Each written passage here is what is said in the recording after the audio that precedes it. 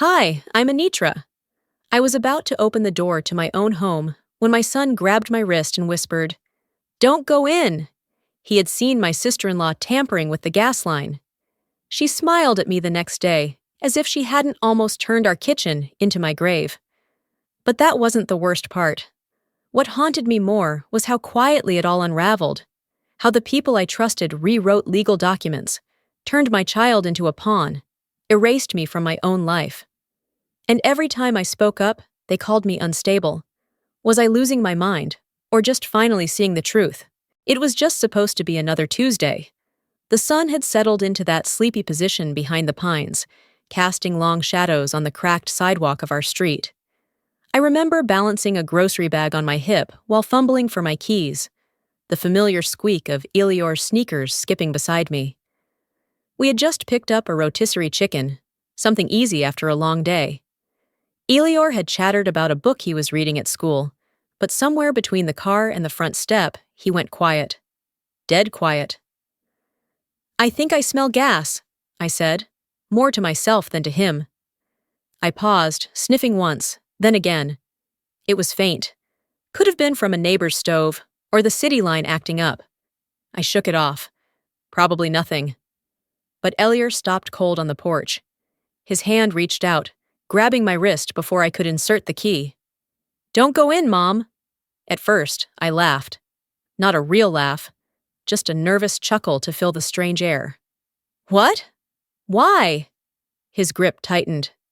"Just don't." There was something in his voice that knocked the wind out of me. That wasn't fear like when he watches a scary movie. It wasn't nerves before a spelling bee. It was something raw, primal. A sound no 10-year-old should ever have to make. I crouched down. "Elior, what's wrong? You're scaring me." He looked over his shoulder, then back at me. "Aunt Celine went inside. I saw her." "What do you mean? When?" "This morning, before school. I forgot my lunch, so I went back up the driveway. She didn't see me. She went in through the side, where the trash cans are. And then she went under the stove." I stood up, heart punching my ribs. I didn't wait. My hands trembled as I dialed 911. They arrived in minutes, sirens slicing through the quiet like a blade. Elior stood by the edge of the lawn, clutching the bag of potatoes we'd bought.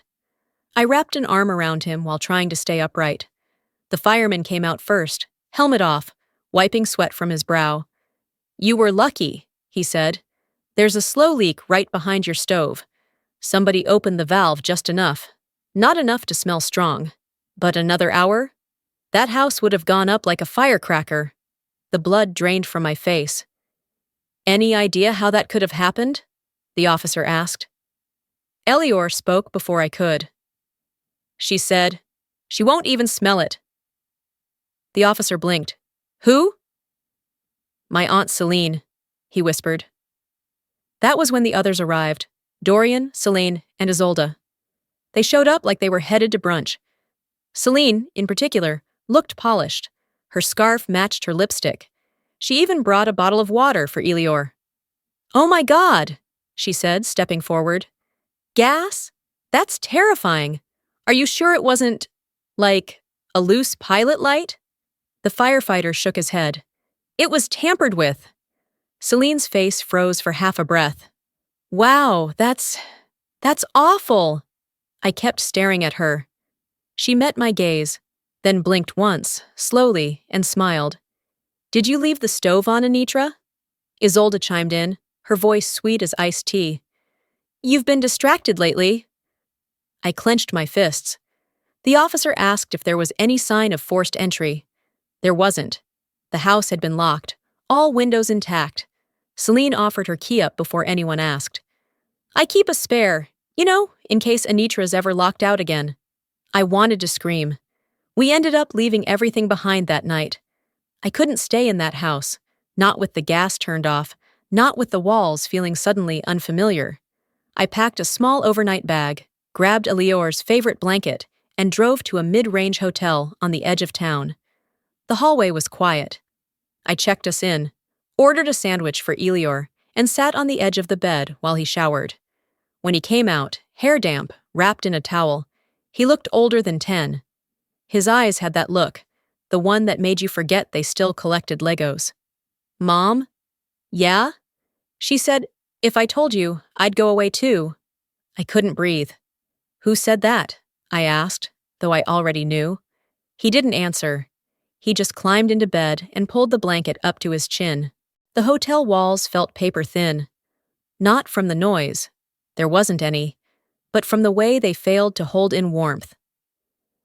Elior had curled into me some time before dawn, his forehead pressed against my collarbone, arms pulled in tight like he was trying to disappear. He whispered just once more, repeating what he'd told me last night. She said if I told you, I'd go away too. I ran my hand gently through his hair. You did the right thing, I said, barely above a breath. No matter what they say, no matter what they try to make you believe. He didn't respond, just nodded against me. Later that morning, I told myself it would just be a quick stop. In and out. I needed my birth certificate and Elior's school forms for the upcoming hearing I hadn't told anyone about yet. The house felt different as we approached, like it was holding its breath. I didn't plan on knocking, but Dorian was already outside watering the hedges like this was any other day. He looked up, mildly surprised. You didn't call. I didn't think I had to, I replied, keeping my voice even. Inside, the air smelled too clean, like someone had sprayed something artificial to cover something real. Celine sat at the dining table with Isolde, sipping coffee and skimming through a magazine, as if this was a lazy Sunday. Hey, Elior, Celine said sweetly, like nothing had happened. You're getting taller every time I see you. Elior hesitated. I rested a hand on his shoulder. I just need a few papers, I said, walking past them. Before I reached the hallway, Celine added, Remember when he thought someone was hiding in his closet? That was a fun week. Isolde chuckled. Kids and their imaginations. I turned slowly, watching Elior's face fall, his hands tightening around the hem of his shirt. Dorian didn't say a word. He stood near the kitchen door, pretending to be interested in a flower arrangement on the counter. That moment, watching my son shrink into himself while they turned his truth into a punchline, something shifted. Not anger, not yet, but resolve. Back at the hotel, I called the security company that managed our home surveillance. After some polite redirection, I was transferred to a technician named Paul. He was professional, but his tone shifted when I asked about pulling footage from the side entrance and kitchen area. We show deletion activity between 2:04 and 3:12 a.m., he said. All data scrubbed. Unusual for this system. Who would have access to delete that? He paused. Only those with the master code. I didn't need to ask who had it. I knew. I'll check for residual data, Paul continued. Sometimes fragments survive. 20 minutes later, he emailed me a recovered clip. Blurry, short, but enough. A tall figure entered through the side gate, paused by the security box, then moved toward the kitchen. Just before the image cut out, something shiny caught the light. A dangling keychain, Celine's signature blue tassel. I stared at the screen until my eyes watered. It wasn't irrefutable, but it was enough. That evening, I sat across from Dorian on a bench near Forsyth Park, where we used to bring Elior to chase squirrels. I didn't want a fight. I wanted honesty, if such a thing still existed between us. Did you give her full access? I asked. He didn't look up. She helps. You know she helps around the house. That's not what I asked. He exhaled slowly. It just made sense at the time. I waited. That was all he had to offer. We're staying at the hotel a little longer, I said, until I can trust walking into my own home. He didn't argue. Maybe some time apart is good, for all of us. Celine had followed us to the park. She didn't say a word, but I saw her standing by the fountain, watching. When Dorian turned away, she smiled at me, small, smug, and satisfied. Later that night, back in our hotel room, Elior lay on the far side of the bed, his eyes fixed on the ceiling fan, turning in slow circles. Are we going back to our real home? He asked. I walked over, knelt beside him, and cupped his face in my hands. Home is where the truth can live. He blinked, something fragile and determined settling in his gaze. Then we need to leave there forever. The morning light in the hotel lobby felt too bright for what I carried in my chest. Elior stood close to me, his small hand wrapped around my wrist like an anchor. As I handed the keycard back to the front desk, the receptionist smiled softly. Everything okay at home? I opened my mouth, but closed it just as quickly. What do you say when the place you used to call home now feels like a crime scene with clean sheets? That's the problem, I said under my breath. It's not home anymore. Elior didn't say much on the drive back. He just kept looking out the window, quietly chewing the end of his sleeve like he used to when he was scared of thunderstorms. I didn't have the heart to ask what was going through his mind. We pulled into the driveway just as Dorian stepped outside. He looked like he had rehearsed his face, half concern, half polite detachment. Didn't expect you so soon, he said, voice too even. I forced a smile that didn't reach my eyes. Just came to get a few essentials. Before I could walk in, he motioned to a box on the porch. It was taped shut. My name was scribbled on top in thick black marker, misspelled. We figured you'd be more comfortable taking more time away. I stared at the box. We? She thought it would be best, he added, glancing toward the front door. My gaze followed his. The mailbox had been replaced, our last name still there, but my first name, gone. They didn't want space, I thought. They wanted me gone. I didn't cry. Not then. I bent down, picked up the box, and nodded once. Elior reached for my hand, his grip firmer than before. We stopped for gas on the way back to the hotel. I slid my card into the reader, but it was declined. I tried again. Still nothing. Inside the car, Elior tilted his head. Are we stuck? No, baby, I replied. We just need to make a call. The bank agent was kind, but her voice carried the type of professionalism that strips dignity from confusion. There's a temporary legal hold on the account, ma'am, authorized by a joint representative on file. Joint? I repeated. There is no joint. Actually, she hesitated, there is. I didn't ask for details. I didn't need to. I hung up and called Dorian immediately. It's probably just a mistake, he said, tone flat, and hung up before I could respond. Back in the hotel room, I sat at the edge of the bed, staring at the wall. My thoughts were sprinting in circles. Celine and Dorian weren't just pushing me out emotionally. They were erasing me, piece by piece. That afternoon, I drove to the courthouse, Elior by my side, coloring quietly on his clipboard. The clerk recognized me from a few years back. Her eyes flickered when I asked about access to family trust records. Celine's been in and out a lot, she said, lowering her voice. Adjustments, filings. She moves fast. I'd like copies, I said. You'll need authorization from the controlling party. I didn't ask who that was. I already knew. We returned to the hotel just before dusk. I told Elior to rest while I organized paperwork. A few minutes later, he handed me a new drawing. The house was on fire. Thick crayon smoke rose from the windows. Outside, two stick figures stood, one small, one taller. They weren't running, just watching. Who's this? I asked, pointing to the larger figure. That's me, he said. And you're not in this one. The lump in my throat came out of nowhere. I kissed his forehead, told him I'd be right back, and locked myself in the bathroom. I didn't want him to see me fall apart. I held it together for a full hour, pouring myself into old folders, case notes, internet searches, anything to keep my mind off the weight pressing against my ribs. Just before midnight, my phone buzzed. No name, no message, just an image. It was a photo of my bedroom window taken from outside. My lamp was on. The curtains slightly parted. It had been taken from the backyard. Underneath, a single line. Still feel safe? I sat in the parking lot of the courthouse for longer than I should have, fingers clenched around the steering wheel, watching people come and go. Every time someone exited those glass doors, briefcase swinging or folder in hand, I tried to imagine myself among them, confident, composed, entitled to be there. But no matter how many times I rehearsed my lines, something in my chest tightened.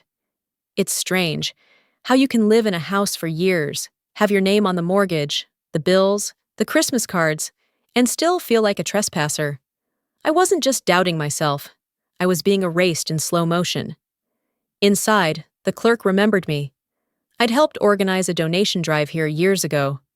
She gave me a half smile that held too much pity for my liking. "I'm here about recent changes filed on the Harper Trust accounts," I said, steadying my voice. She typed slowly, eyes darting between the screen and me. Then she frowned. "Looks like there have been updates, multiple ones." My stomach clenched. "Can I see them?" Her hesitation lasted just long enough to confirm my worst fear. "You'll need to be on the authorized access list."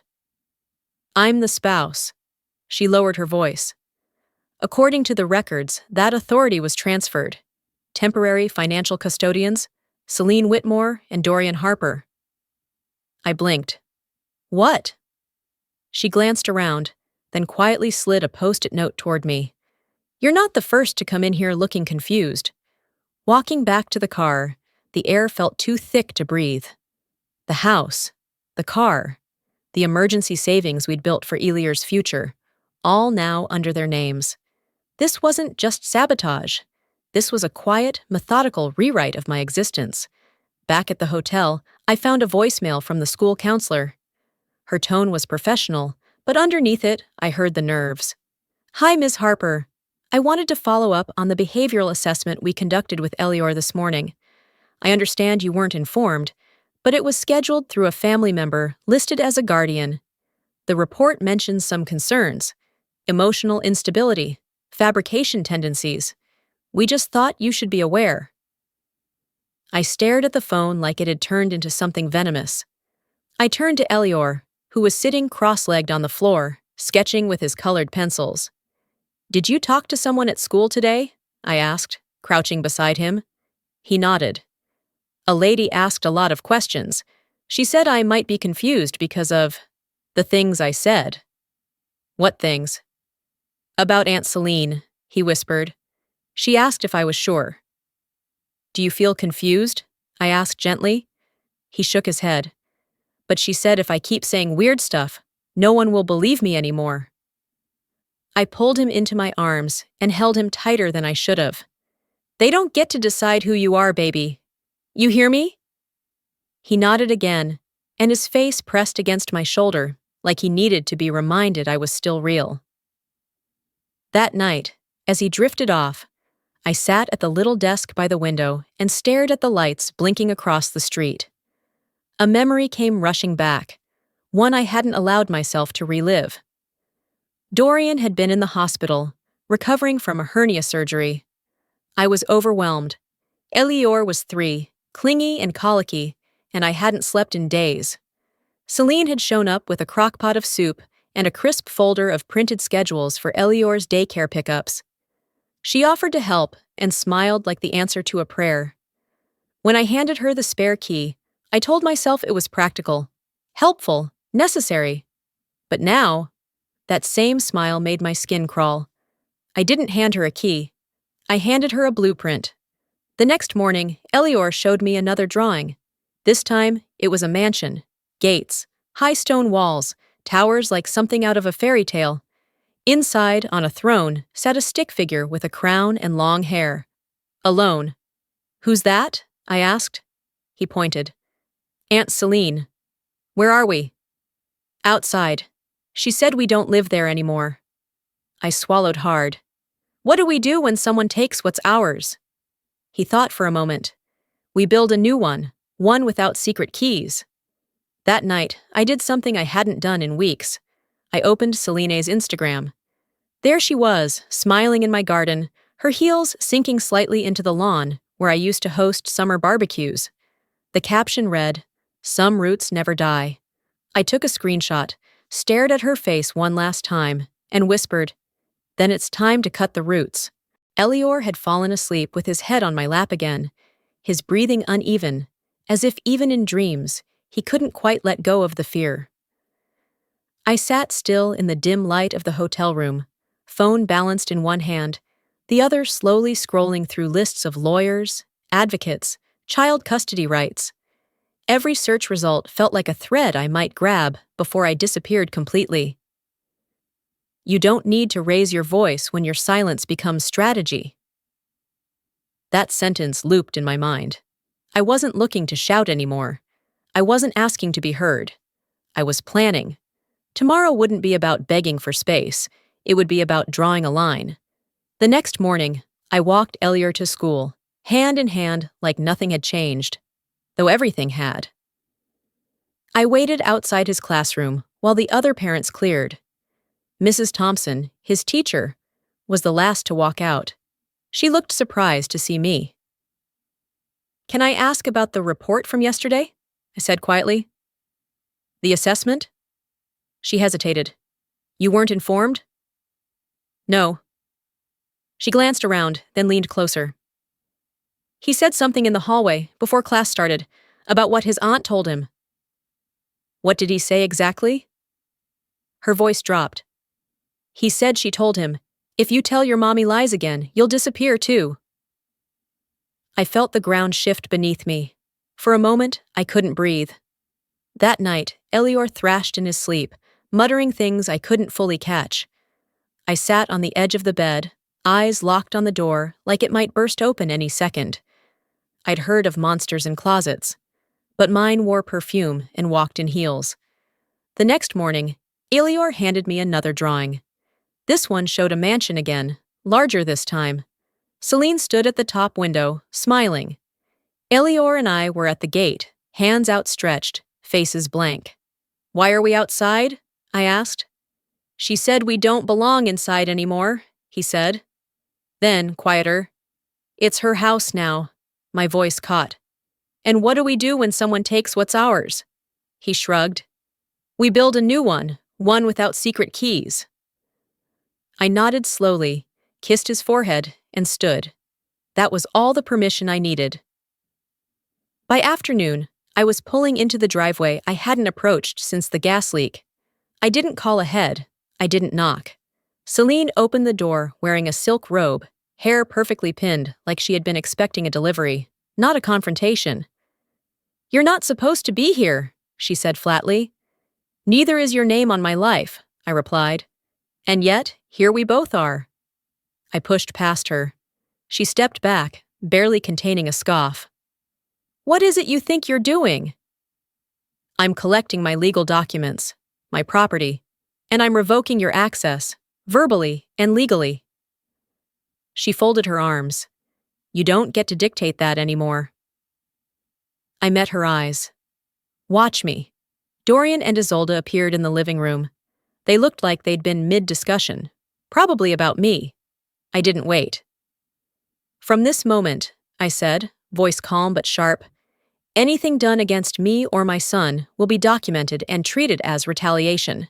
Legally. You can smile, nod, dismiss me, but I'm not the one who needs to be afraid of paper trails." Isolde frowned, opening her mouth, but I didn't give her the time. I turned and walked to the front door. Not rushed, not trembling, because this time I wasn't leaving because they wanted me to. I was leaving because I had nothing to prove to them anymore. That night, I returned to the hotel just before sundown. Elior was watching cartoons, one sock off, his other foot curled under him. He looked up and smiled, then frowned. "There's something by the door," he said. I opened it slowly. No one was there, but on the ground, neatly taped to the carpet, was one of Elior's drawings, torn straight down the middle. The torn drawing still lay on the nightstand, where I'd left it the night before. Split clean down the middle, Elior's careful lines now fractured. I picked it up slowly, the paper softer than it should be, worn from being folded, refolded, then ripped. It wasn't just a message. It was a mark, a warning, A claim. This wasn't intimidation. It was a signature. I called the front desk first thing in the morning.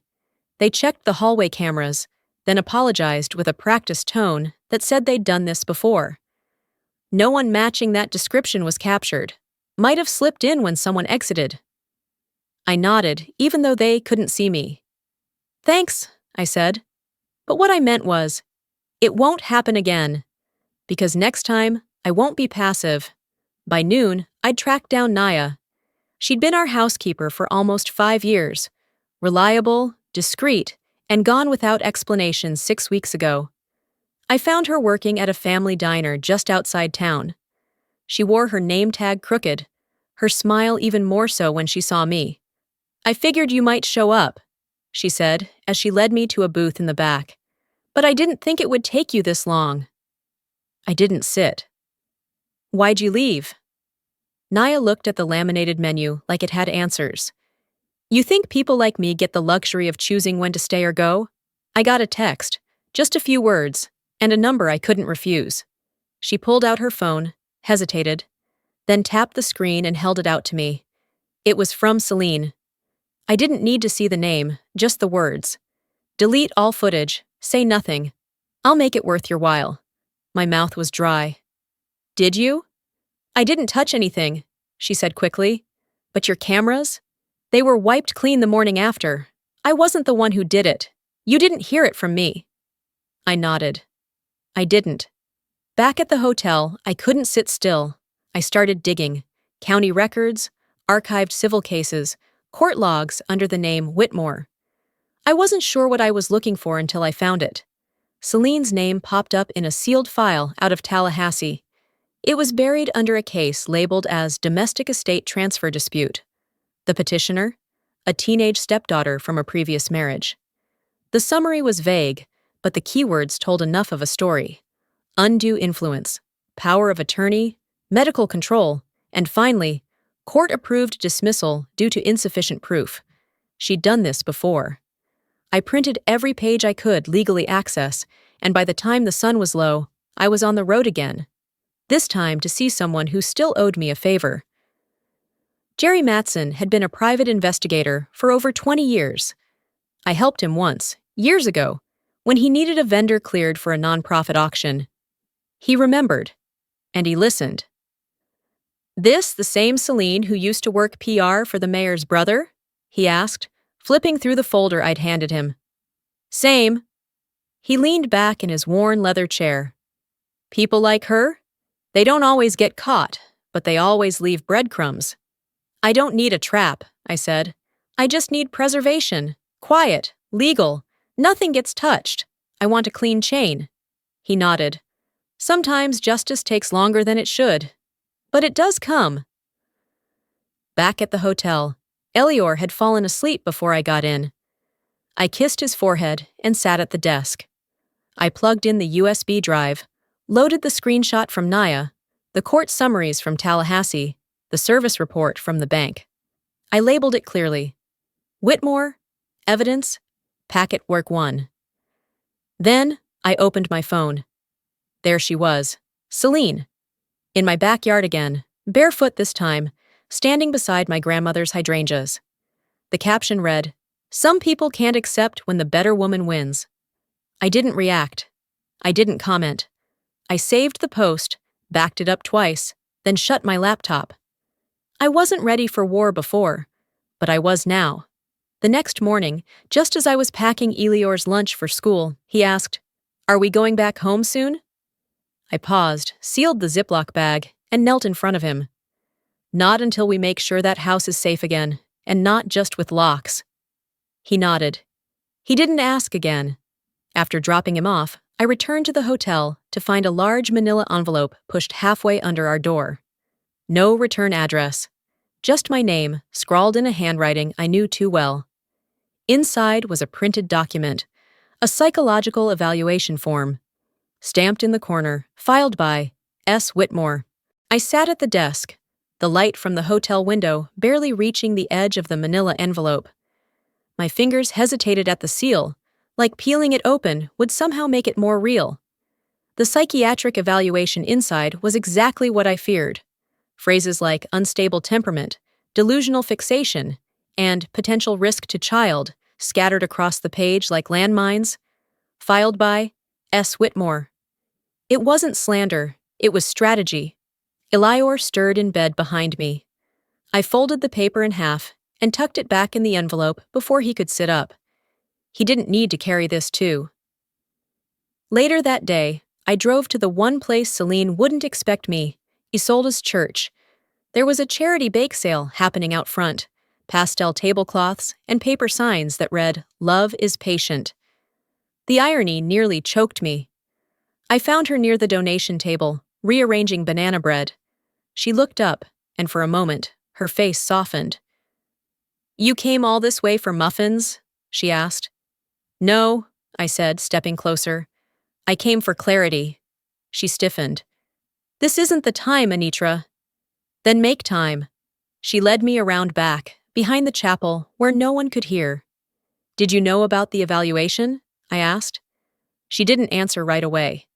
"Did you sign anything, push anything, or do you just stay quiet and let her do the talking?" Her voice was low and sharp. "You may be his mother, but Celine knows how to protect this family." "From what? Me being inconvenient?" Isolde's gaze didn't waver. "You were never the right kind of woman for this family." I wanted to laugh, but all I managed was a breath through clenched teeth. "You can dress up contempt in silk and scripture, Isolde. It still stinks." She turned back toward the church. Conversation over. That afternoon, as I waited for Elior outside school, a woman I barely knew tapped my arm. "Hey, just wanted to say, I'm so sorry to hear what you're going through." I blinked. "I'm sorry?" She looked embarrassed. The mental health stuff. I know that must be hard, especially with custody stuff." I didn't respond. I didn't have to.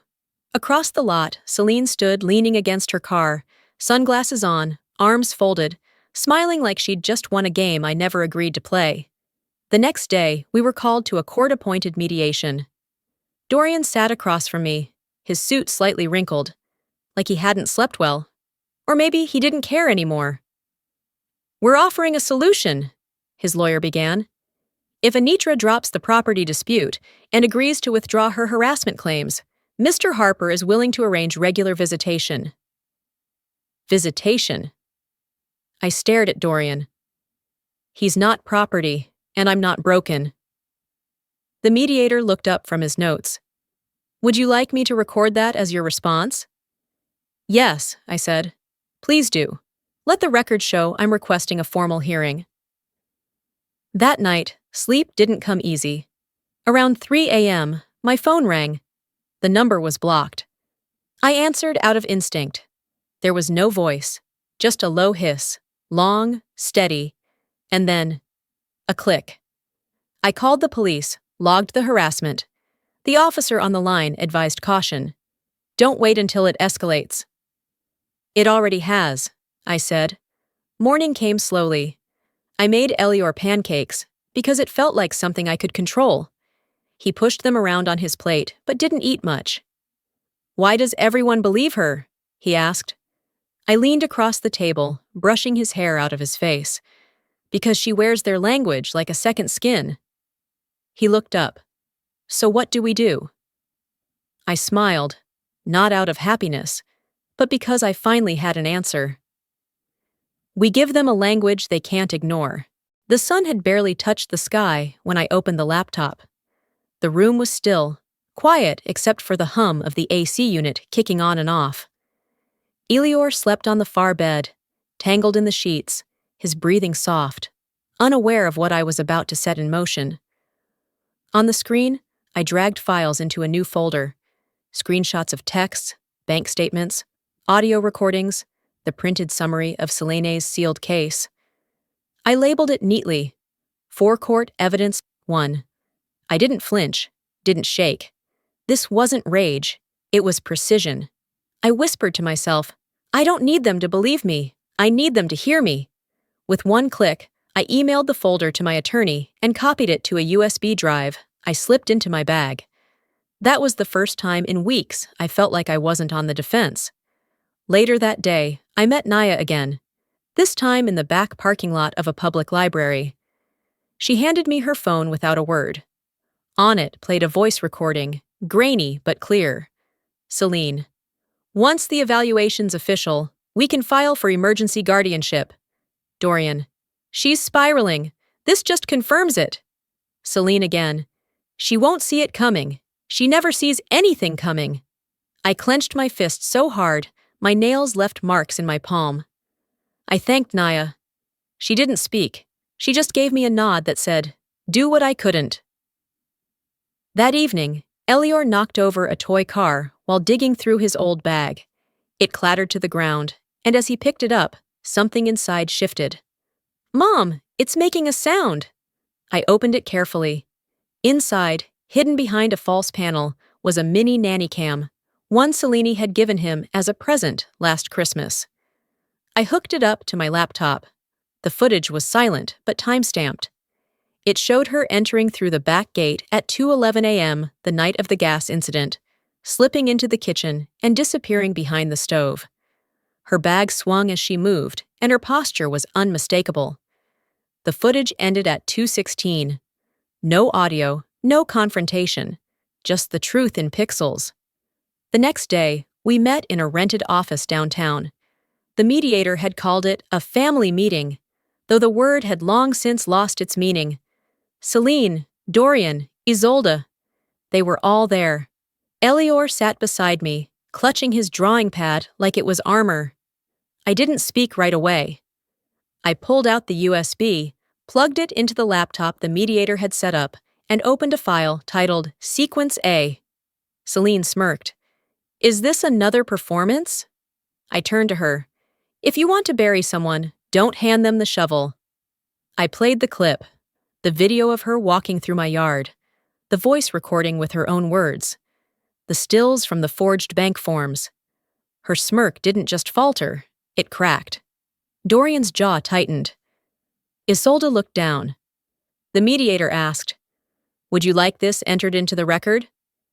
"Yes," I said. Celine spoke, but her voice didn't carry. For the first time, she looked unsure. "I think we need to pause," Isolde said softly. "Can I speak with Anitra, privately?" I stood. "Not today." I reached for Elior's hand and walked out of that room with my shoulders back, my head high. Not because they gave me space, but because I carved it myself. That night, I opened my email to find a new message from an anonymous address. The subject line read, "You think you won." Attached was a scanned document, a property deed bearing my signature, but it wasn't mine. It looked just right, just close enough, until you saw the angle of the T, the slight misalignment of the L. The message read, "Check the deed. This house was never yours." It was 6:02 a.m. when I printed the PDF. The air in the hotel room was still, almost unnaturally quiet, like even the walls were holding their breath. I sat at the desk, eyes locked on the thick black letters scrawled across the top of the deed. My name, my address, my signature, or something close enough to pass. I'd never signed it. I knew that with every fiber of who I was. I circled every inconsistency with a red pen I'd stolen from the front desk. The angle of the A in my name was wrong. The L's didn't loop like mine. The notary stamp was clean, but the date didn't line up with anything I remembered. I forwarded the document to my attorney with a single sentence. "Tell me I'm not crazy." By 9:30, he called back. "It was added to the public property database about 3 months ago," he said, voice tight. "Filed using emergency spousal power while you were in the hospital after the car accident." Of course. The week I'd been sedated after surgery. The week Celine had brought flowers and offered to pay the copay as a sister would. "She planned this," I said quietly, "before I even knew we were playing a game." Later that afternoon, I stood in the county assessor's office, original deed in one hand, forged one in the other. The clerk on duty looked at both, then back at me. "We've had conflicts tied to this address before," she said cautiously. Not like this, I replied, because this time, someone's fighting back. She nodded slowly, pulled out the dispute form, and began typing. It'll freeze the title until a hearing. Good. Let her explain it in front of a judge. That evening, I sat on the edge of the hotel bed while Elior colored quietly across from me. My phone buzzed with a text from Naya. They came to my house. Attached were photos. Tires slashed, mailbox pried open. Someone had painted REDO in block letters on her front door. I'm going dark, she wrote. I can't lose my kids. I hope you understand. I did, but it didn't make it hurt less. I locked the door, drew the blinds, and checked the chain 3 times before lying down. Elior was still drawing. He didn't ask what the pictures on my phone meant. He was starting to understand things without words. The next day, word spread. A local blogger I used to mentor when she was still in college posted an article. Prominent family rocked by silent war, gas leak, property fight, and sealed court records. It didn't name names, but anyone in town who'd been to a Harper Foundation fundraiser or watched Seleni's campaign work knew exactly who was involved. The article went viral in our zip code. Seleni commented within the hour. False accusations are the final card of the desperate. Shameful. The post only got more shares after that. That night, the voicemail came. I knew better than to answer blocked calls by then. But the voice message came anyway. No name, no introduction, just static. Then a sound I recognized far too well. The slow, controlled hiss of a gas valve. Then, silence. Then, if you push this any further, next time, it won't be a drawing we tear in half. I forwarded it to my attorney. Then, I stood by the window. Across the street, parked too neatly to be random, was the same black SUV I'd seen twice before. Engine off, no movement, just sitting there. The SUV was still there. Parked across from the hotel, same tinted windows, same motionless silhouette inside. It hadn't moved in 2 days. I snapped a photo, zoomed in on the license plate, and texted it to my attorney with a short note. He's back. I didn't flinch when I saw it this time. If the goal was to intimidate, they were behind schedule. I'd already passed the point where fear could make me retreat. If I was meant to feel watched, congratulations. I do. But I'm not afraid anymore. Later that morning, I met with my lawyer in his office. He pulled up his laptop and turned the screen toward me. We published the evidence, he said. The blog post went live an hour ago. Regional news already reached out for verification. The headline read, Mother fights back against local power, family's alleged gas leak and forgery plot. Under it were redacted clips. The silent footage from the nanny cam. The audio recording from Naya. Screenshots of forged forms, voice transcripts. My breath caught. Not because I wasn't expecting it, but because it was all finally public. By midday, a regional station picked it up. By evening, it was the second most shared local story. And by dinner time, Celine's PR firm announced they were severing professional ties. I watched the dominoes fall in real time. For once, I didn't need to raise my voice. That night, an email arrived. Subject: She did it to me too. It was from a man named Thatcher. He'd been a business partner of Seleni's brother, someone I vaguely remembered from a foundation fundraiser 2 years back. Attached was a signed and notarized deposition, inheritance manipulation, pressure to sell family property, threats against his daughter. It was long, detailed, and irrefutable. I forwarded it to my attorney with one sentence: Let's not waste this. The next morning, Dorian called. I didn't answer at first. Let it ring twice, 3 times. Then I picked up. Can we meet? He asked. Alone? No, I said. We can talk. But it'll be in my lawyer's office. There was a long pause. Okay. That afternoon, I walked into the law office with Elior holding my hand. Dorian was already seated at the conference table, fingers pressed against his temple like a man unraveling. His face looked older, like someone had drained the color from his skin overnight. He didn't look at me, didn't speak for a while. Then finally, a whisper. I didn't think it would go this far. That's the problem, I replied. You never did. The next 2 hours moved like molasses. Legal language, terms of access, admissions without apology. But by the end, the judge had issued an emergency stay on all asset transfers. The deed was frozen. Custody was restored to me, pending full trial. And the mental health claim? Struck from the docket entirely for lack of grounds and falsified evidence. As I left the courtroom, I paused at the threshold. The world outside washed in spring light. I pressed my hand against my chest, not in pain, but in clarity.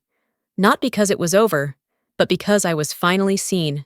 We celebrated that evening with grocery store cupcakes and a rented comedy movie in bed. Elior laughed out loud, really laughed, for the first time in weeks. I let the sound wash over me like sunlight after rain. But peace doesn't last long in battles like these. At 10:34 p.m., I received one last message, a screenshot of the anonymous blog post about me. My name, my photo, my story. Captioned, "But the house was never yours to begin with," from Celine's personal number. I read Celine's email twice. Once for the content, once to feel absolutely nothing. But the house was never yours to begin with.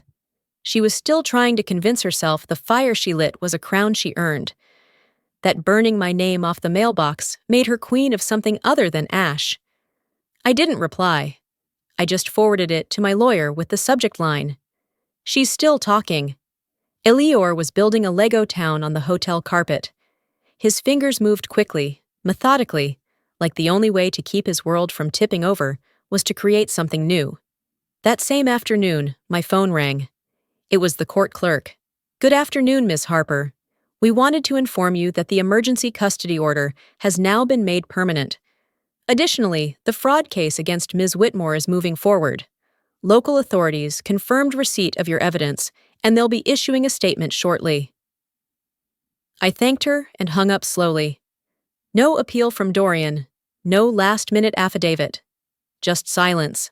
I almost didn't recognize what peace felt like holding your breath for so long you forgot what air was. That evening, Elior drew another picture. This one wasn't on fire. It was a small house with a swing in the front yard and two stick figures. One taller, one smaller. Both smiling. Sunlight colored in with yellow crayon streaks stretched to the edge of the paper. "Where's this?" I asked. He looked up. "Our new house. Wherever it is." 2 days later, with court approval, I returned to the old house. Alone. I didn't bring a box. I didn't come to reclaim space. I just wanted one photo album and one tarnished silver spoon Elior used to stir his milk when he was 5. The house was cold, even though the temperature outside was mild. It smelled like polished wood and distant lies. I walked from room to room, my footsteps muffled by years of hosting and hiding. "You don't win just because you took up space," I whispered to the walls. In the hallway, I paused by the family portraits. The frame with our wedding photo was missing. The shelf where Elior's baby shoes once sat now held an empty vase. I found the photo album in the living room cabinet, the spoon in a drawer labeled junk. Fitting. I walked out without saying goodbye. That weekend, the local paper published a press release from the district attorney's office.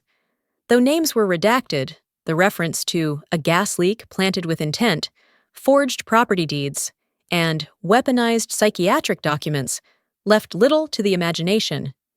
Celine's name wasn't printed, but in a town like ours, people read between the lines faster than they read the lines themselves. I didn't offer a statement. I didn't need to. But people nodded when they saw me at the grocery store. Someone left flowers on my car without a note. The silence around me shifted. It didn't demand answers. It offered recognition. A week later, I signed the lease for a small rental cottage on the edge of Savannah. White shutters, a screen door that squeaked, and a porch that looked perfect for quiet mornings. Elior started at his new school the next day. He made a friend before lunch. Told me the kid had an identical backpack and liked the same cartoons. I sat on our porch that evening, barefoot, a cup of tea in my hands, the sun sliding low. For the first time, I didn't feel like I had to smile for anyone. For the first time, I didn't carry explanation in my throat. Peace isn't loud. It's the absence of having to prove yourself. The next morning, I found a plain envelope in the mailbox. No return address. Just my name. Inside was a photo. Elior, at recess. Laughing. Taken from behind the fence. On the back, in neat cursive. He still has family. The photo in my hand was clear. Too clear. Elior, mid-laugh, his backpack slipping from one shoulder, feet barely touching the ground as he chased another boy across the schoolyard. The joy in his face was real. The angle? Wrong. Taken from behind a fence. A camera not meant to be seen. On the back, 5 words scrawled in neat, practiced handwriting. He still has family. Not anymore. Not the kind that sends shadows instead of hugs. I locked the door to the cottage, shut the blinds, and called my lawyer. Within the hour, the school enacted safety protocols, visitor logs, security sweeps. Elior escorted to and from the gate. No more subtle games, no more anonymous threats.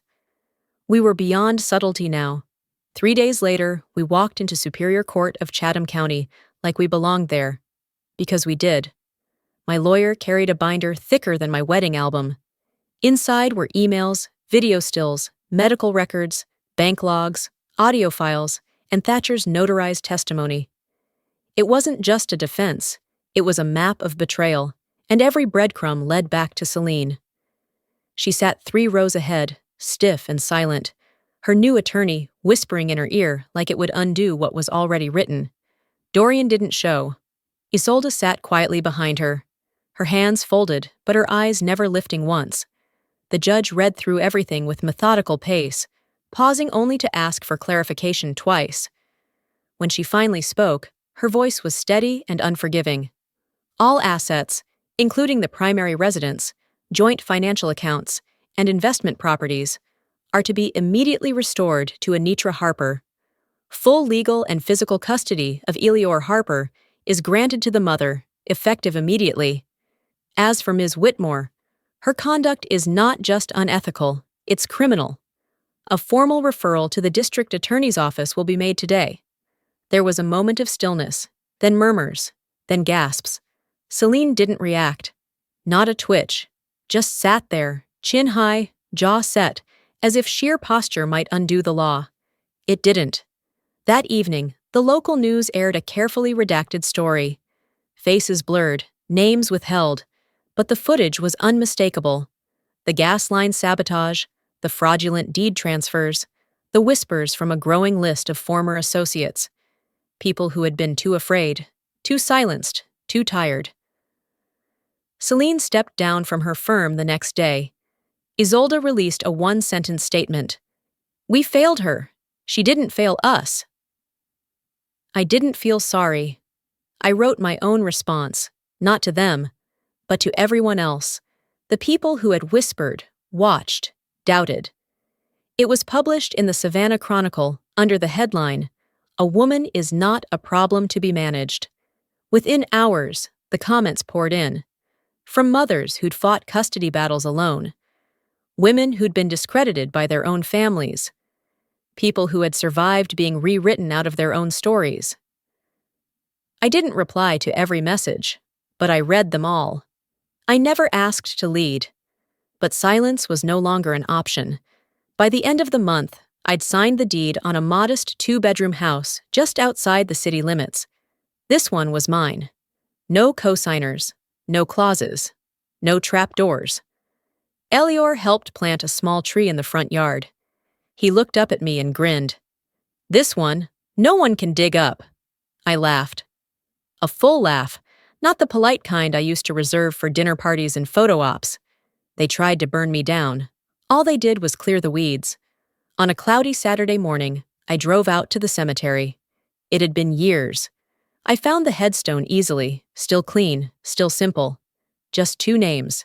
My parents.